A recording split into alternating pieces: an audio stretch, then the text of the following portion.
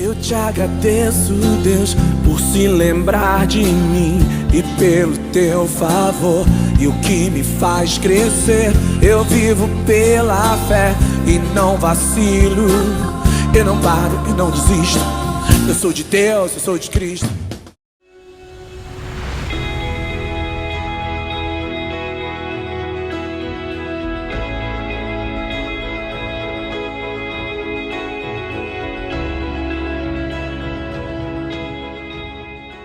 E aí pessoal, beleza? Seja bem-vindo, seja bem-vinda à reunião online de hoje. Meu nome é Lucas Bonatti, eu sou pastor da PMB, a primeira igreja metodista brasileira aqui em Downtown Miami. Hoje nós damos continuidade à nossa série de mensagens Food Truck Gospel e nós vamos falar sobre a jornada dos dois discípulos no caminho de Emaús, o momento que Jesus teve ali uma conversa com eles que terminou numa ceia. Um momento muito importante, com lições muito importantes. Eu espero que seja uma bênção para a sua vida. Quero dizer que o final de semana foi muito movimentado. Nós tivemos aqui, finalmente inauguramos o Bazar do Bem, né, a nossa tentativa aqui de abençoar as famílias, as comunidades ao redor da nossa igreja aqui, e especialmente criar uma maneira de entrar em contato com a comunidade brasileira em Downtown, oferecendo a eles itens de casa e roupas num preço bem módico, bem barato, e ao mesmo tempo levantar recursos para a gente ajudar algumas missões que falam muito aos nossos corações. Eu quero aqui agradecer de coração o esforço das mulheres da igreja, né, a Edilza, a minha esposa, Daniela, Eliane, Madá, todo mundo que se envolveu. Muito obrigado a todas. Nesse momento eu quero convidar você a preparar seu coração e sua mente para que nós possamos adorar a Deus e refletir juntos sobre a palavra de Deus. Vamos orar. Pai, nós te agradecemos por essa oportunidade, por esse momento, e apresentamos nossas vidas diante de Ti, as nossas causas, as nossas alegrias, os nossos sonhos, porque nós confiamos em Ti. Recebe, Senhor, e toca nas nossas vidas, nos transformando, nos guiando, nos ajudando naquilo que nós necessitamos. Em nome de Jesus, prepara os nossos corações e mentes e fala conosco, nós oramos em nome de Jesus. Amém. Não se turbe o vosso coração, crede em Deus e também em mim. Na casa de meu pai há muitas moradas. Se não fosse assim, eu não teria dito: vou preparar-vos um lugar.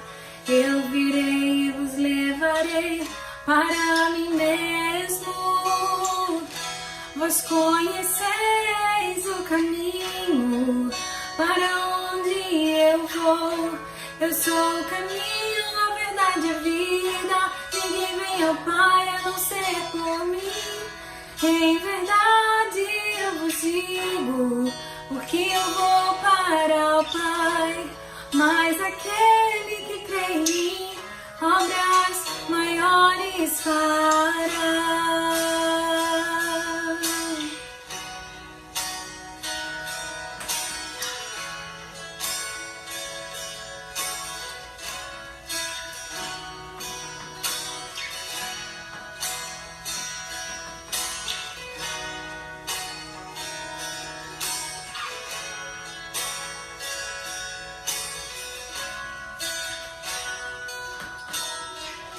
Se me amares verdadeiramente, guardareis os meus mandamentos. Eu rogarei ao Pai, e Ele vos dará o Consolador,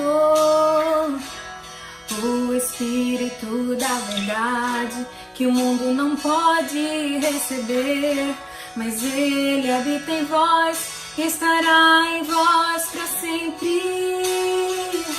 Aquele que tem os meus mandamentos e os guarda, esse é o que me ama. E se alguém me amar, será amado por meu Pai. Eu também o amarei e me manifestarei a Ele.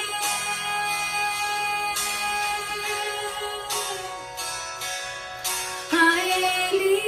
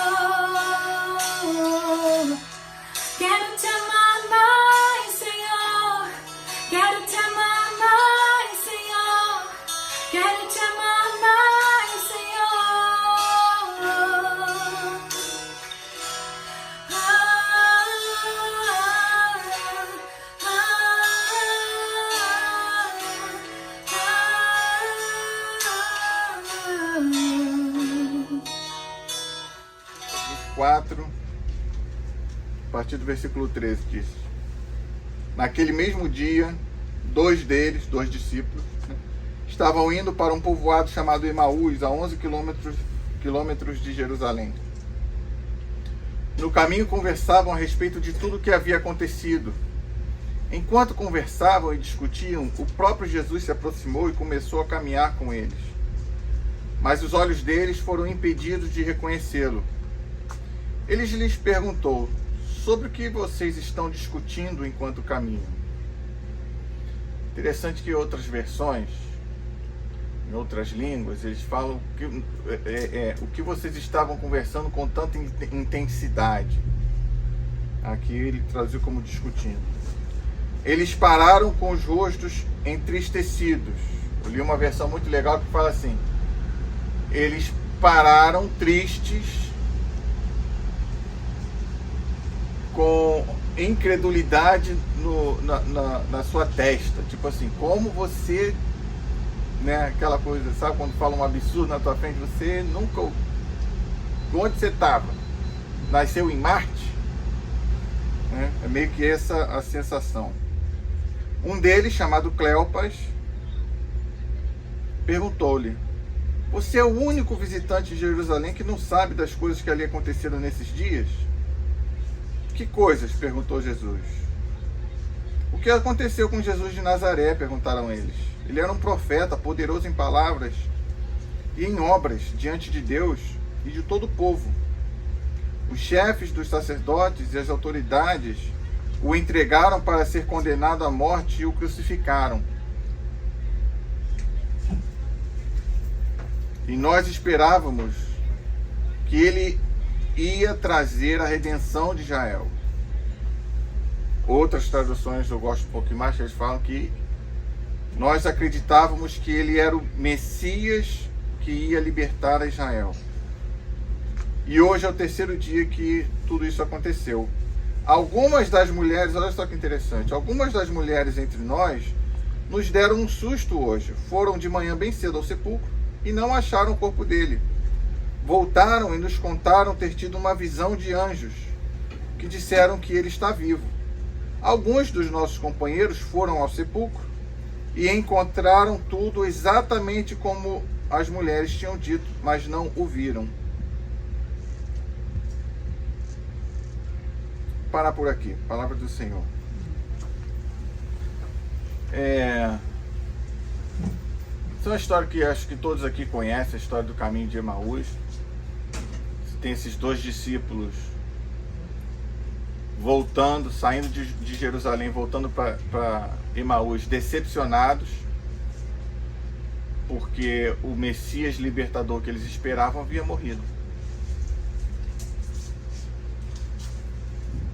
E eu digo que é interessante certas coisas, porque a linguagem mais próxima do original, que usa os termos Messias, usa certos termos que são chaves, são mais importantes, deixa muito claro que muitos dos que seguiam a Jesus,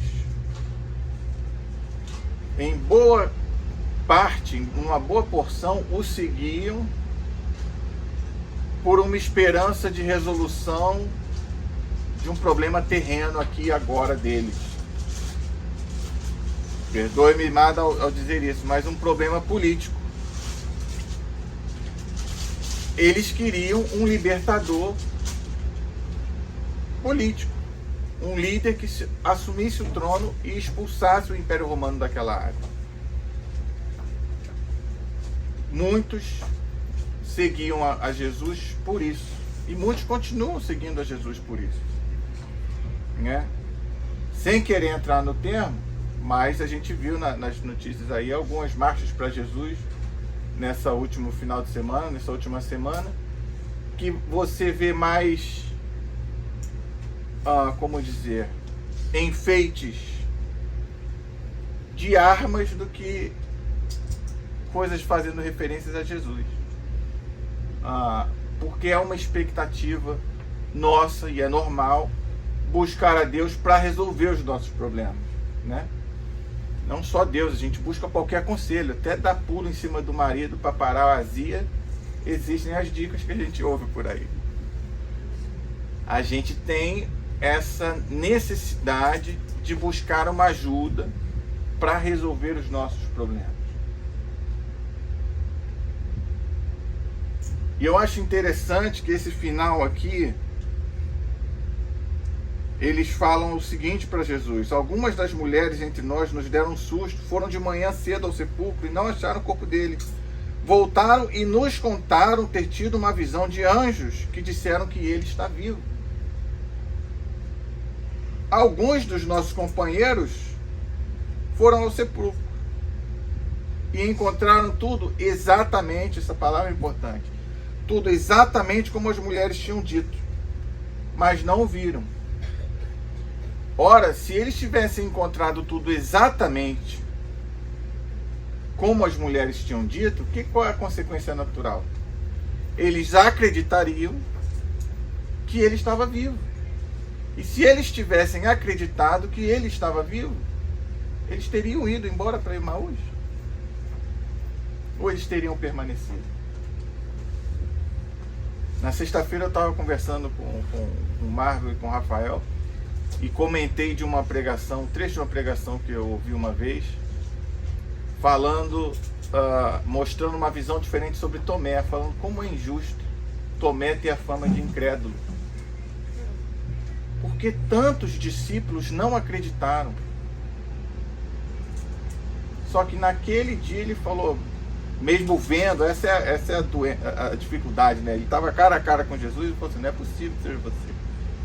Deixa eu tocar em você para ver se é mesmo. Mas que muitos não creem, e é isso que eu quero levantar para a gente meditar hoje. Porque a verdade é que muitos não creem no Jesus que a Bíblia apresenta. A gente busca ter um relacionamento com Deus, mas a gente não acredita. E para um choque meu, hoje eu recebi uma informação, tem um instituto de pesquisa aqui nos Estados Unidos chamado Barna. E eles fazem pesquisas, tipo um IBGE. E eles fazem muitas pesquisas na área religiosa. Todo ano eles lançam um relatório. Eles lançaram um relatório recentemente que traz algumas informações. A primeira delas, que é muito triste de confessar, é a seguinte: mais ou menos 21% da população americana não acredita.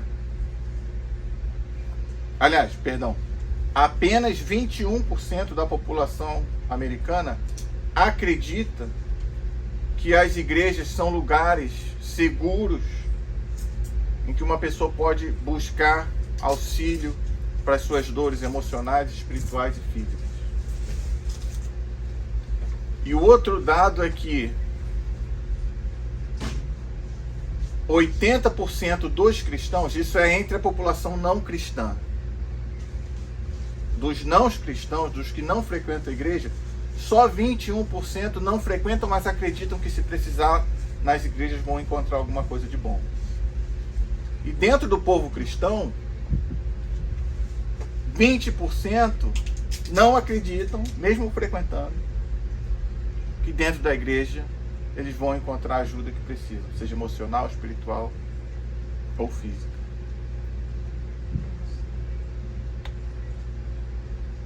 E esse é um dado chocante. E eu falo muito, eu repito muito essas coisas para vocês, que é algo que é forte no meu coração, porque eu acredito que Deus se revela a nós de diferentes maneiras. Se revela a nós através das canções, através de uma oração, através de uma palavra, através de um livro, através de um gesto, até ocorrências aleatórias. Eu lembro de uma história que era famosa, um testemunho que eu ouvi quando eu era criança na igreja, de um senhor que foi para a linha do trem no Rio de Janeiro, queria se suicidar, ele ia se jogar na frente do trem.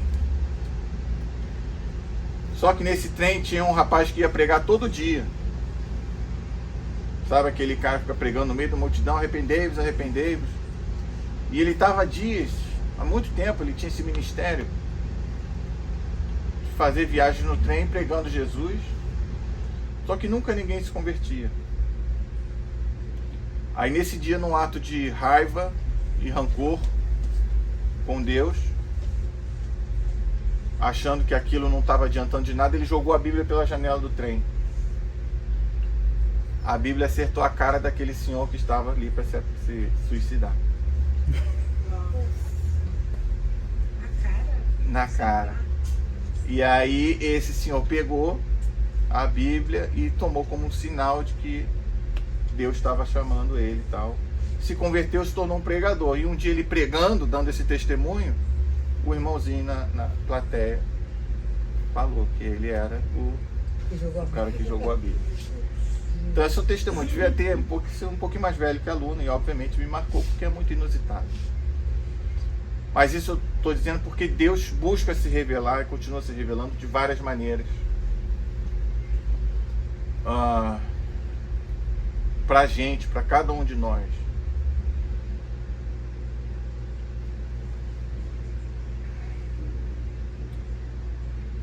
E por isso eu acho importante a gente não só estar atento ao que Deus tem feito ao nosso redor, mas ter muito cuidado com a maneira com que nós vivemos, com as coisas que nós dizemos e com as coisas que nós fazemos. Por quê? Porque a atitude que nós temos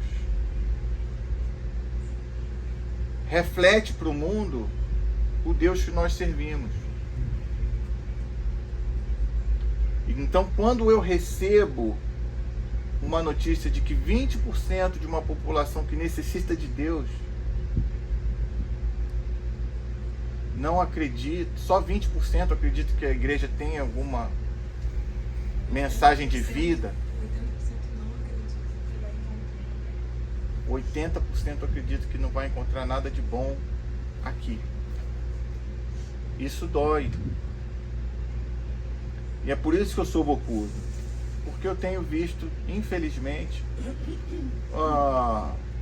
pastores perdendo muito a linha por razões muito estranhas. Eu ontem fiz um casamento, né? E o trecho do casamento é Romanos 12, de 9 a 18, que é lindo, aquela, né? Ame-se uns aos outros, ame com amor fraternal, ajudem aos necessitados, termina no versículo 18, e em tudo no que depender de você tenha paz com todos. Eu tenho visto pastores pregando literalmente contra tudo que Paulo fala ali, porque pastores falando que se você ajuda o necessitado, você está roubando de Deus, que o dinheiro da igreja não pode ajudar quem necessita, o dinheiro da igreja é para sustentar a obra e não ajudar pobre,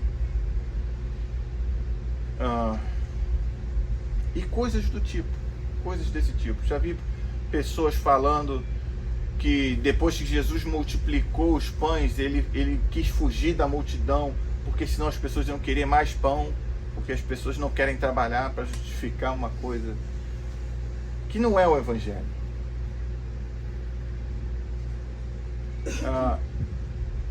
E eu trago hoje então esse alerta de novo, para que a gente não esmoreça na nossa fé, não desista de pregar o Evangelho verdadeiro, ainda que o mundo inteiro, os grandes pastores conhecidíssimos e cantores e todo mundo estejam falando A, B ou C. Não tenha medo, eu não tenha medo de falar, não, você está errado falando baboseira, desculpa, se arrependa. Tem um pastor que eu sigo no Instagram, gosto muito dele, pastor Alexandre Gonçalves.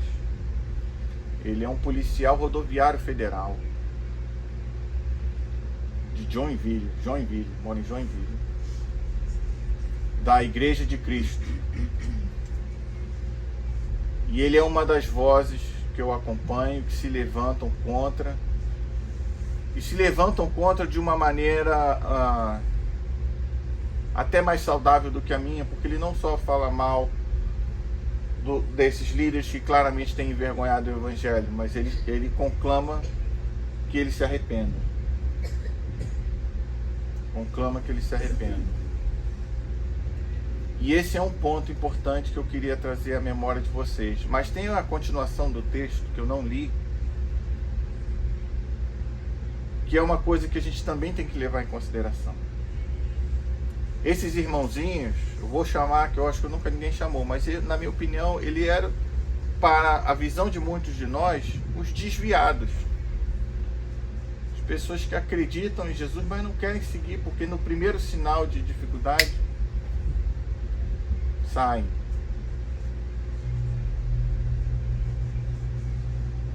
Mas Jesus, quando se aproxima deles, a primeira coisa que ele faz é perguntar, para identificar onde eles estão, o que está acontecendo com eles, por que vocês estão tão preocupados. Jesus primeiro ouve. Jesus não chega aborrecido, brigando, chamando de vocês de homens de pouca fé, e pergunta: por que vocês estão assim? E depois que eles falam isso aqui, você não conhece de nada, você estava onde? Estava em Marte? Jesus fala: como vocês custam a entender e como demoram a crer em tudo que os profetas falaram. Não devia o Cristo sofrer essas coisas para entrar na sua glória? E Jesus começa a explicar e lembrar para eles e trazer: gente, isso aí é o que ia acontecer. É assim mesmo. E vai falando, eles chegam no destino deles em Emaús, e eles estão, a conversa está tão boa que eles falam: vem cá, entra, não vai não, vem cá, vem cear com a gente. E Jesus continua falando, ensinando, compartilhando, explicando, e no momento que Jesus parte o pão, os olhos deles se desvendam e eles identificam, eles reconhecem que o próprio Cristo está ali diante deles. E é por isso que eu gosto tanto de fazer evento que envolve comida. Porque eu acho que nós nos preparamos. Um evento que envolve comida, compartilhar a mesa, cria um relaxamento e uma abertura. A gente naturalmente baixa a guarda e se abre para o outro. E ao se abrir para o outro, se abre para que a revelação de Deus apareça na nossa frente. Então, além da problemática de que sim, há muitos que não creem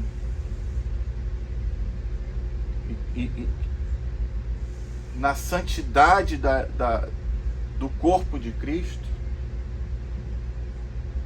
porque quando a gente, eu até usei, não sei quem assistiu o culto online, mas eu falei no culto online dos videozinhos que eu gravo no Instagram, né? Aqueles vídeos que te inspiram, mas você não faz nada, né? Então, quando a gente ouve a palavra de Deus, se alimenta da palavra de Deus, mas não pratica, é igual gravar esses videozinhos e não fazer nada. É ter vontade de fazer a receita, ter vontade de fazer o exercício, mas nunca fazer. Então, tem essa parte que a gente tem a nossa responsabilidade, o nosso chamado, a nossa missão como igreja, de representar a Cristo, representar a sua santidade, o seu amor, a sua graça. Tem a outra parte de acolhimento que Jesus demonstra para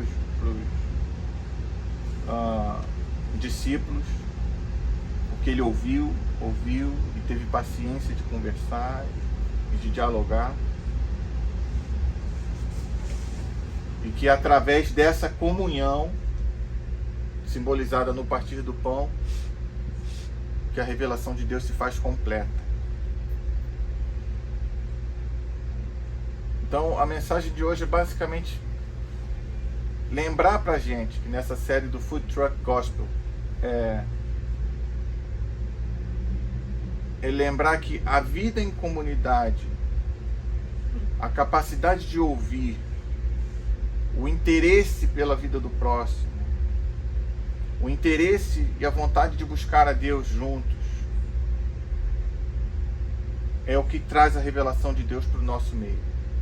É o que faz a presença de Deus real em nosso meio, nas nossas vidas, individualmente, como você orou, mas também coletivamente.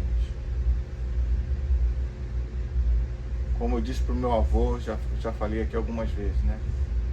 Meu avô, quando me disse que eu tenho a minha fé com Deus, eu amo o meu Jesus, mas não quero saber de igreja, falei, vovô, não dá.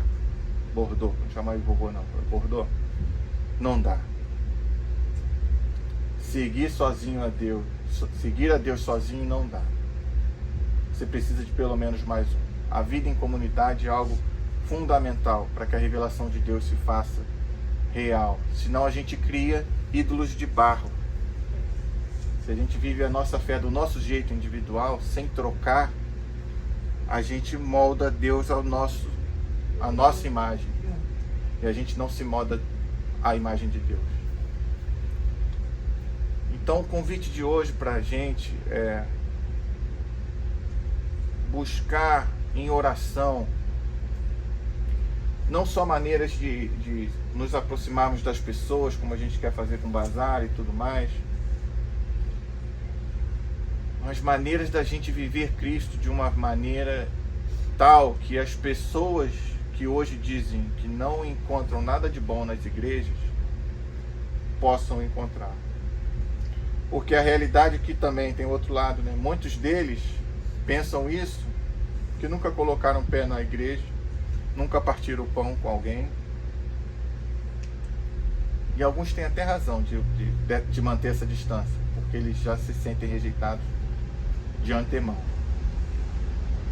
Então a minha oração é que nós, como igreja, como grupo aqui, particularmente nós, cada um de vocês e eu, venhamos sempre a nutrir essa abertura, essa hospitalidade, essa vontade de receber, de partir o pão, de conhecer um ao outro, de participar da vida um do outro.